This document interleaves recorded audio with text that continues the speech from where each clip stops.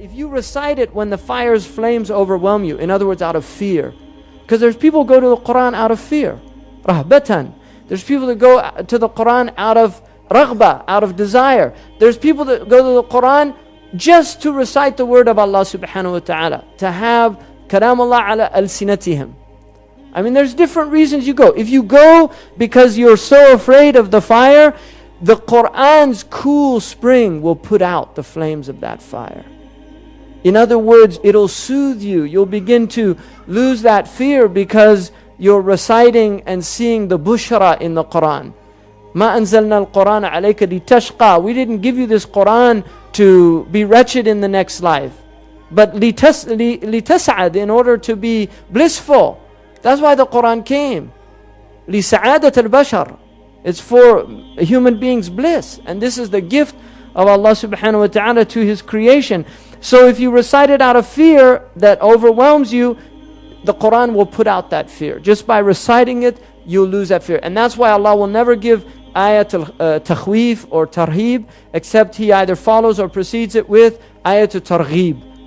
Always when Allah mentions fire, you look in the Qur'an, He follows it, mentions paradise. Or He mentioned paradise, He follows it, mentions fire. Fear and hope. وَلَا بُدَّ مِن نَعْلَيْ خَوْفٍ مَعَ الرَّجَى. You have to have the two sandals of fear and hope. That's what you walk on. And I was with somebody who's very close to death.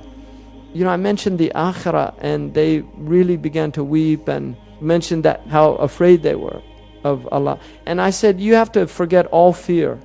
And that's the sunnah. When you're in the what's called ihtidar, when you're close to death, you forget about fear. And you have a good opinion of your Lord. Fear is only applicable when you are in the world and have the ability to disobey Allah. Once you're incapacitated in your bed and you've made your tawbah, you should have no more fear. Because the ulama say that tawbah should be with jazm al-qabul, that you should believe absolutely that Allah accepts. Because Wahshi, when he went to become Muslim, he killed Hamza, Asadullah, Sayyid al-Shuhada. This is the man that killed Hamza. When he went to the Prophet ﷺ, he thought that he would never have a tawbah accepted. This is Wahshi, the man who killed one of the closest human beings to the best of creation, and the Sayyid al-Shuhada. This is his state. He thinks, how could I ever get tawbah when I killed Hamza, Asadullah wa Asadu Rasulihi? What did Allah say? قُلْ يَا عِبَادِيَ الَّذِينَ أَسْرَفُوا عَلَى أَنفُسِهِمْ لَا تَقْنَطُوا مِنْ رَحْمَةِ اللَّهِ. O my servants who have done grave wrongs, don't despair of the mercy of Allah subhanahu wa ta'ala. Allah forgives all the wrong actions.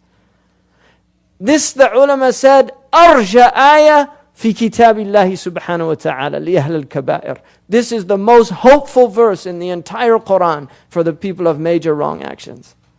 And that's why if you're close to death, then you leave your fear and you go into a state of total hope and just believe that Allah is going to forgive you. Don't have a bad opinion of your Lord. أنا عند ظن عبدي بي. I am in the opinion of my servant.